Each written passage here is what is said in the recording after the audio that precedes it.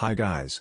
In this video you will learn about photocatalytic experimentation for wastewater treatment application.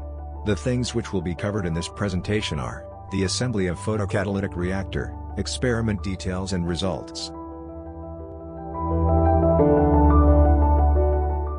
The chemicals which will be needed are rhodamine B dissolution distilled water acids and bases for pH adjustment and photocatalyst powders.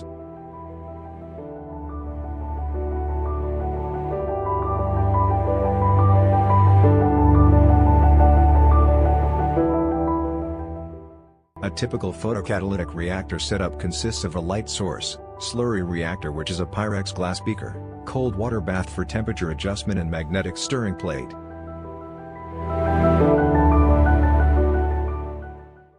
For the experiment, 60 ml of aqueous solution of rhodamine dye with initial concentration of 10 mg/L was fed to the photoreactor, 500 ml Pyrex glass beaker, placed on magnetic stirring plate. Temperature of the system was kept at 23 plus or minus 2 degrees Celsius by placing the reactor in cold water bath. 0.09 grams of photocatalyst powder was dispersed in dye solution and the suspension was stirred under dark conditions for 15 minutes to reach absorption-desorption equilibrium.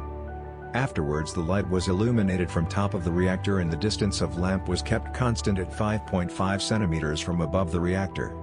A cooling fan was employed to prevent overheating of light source.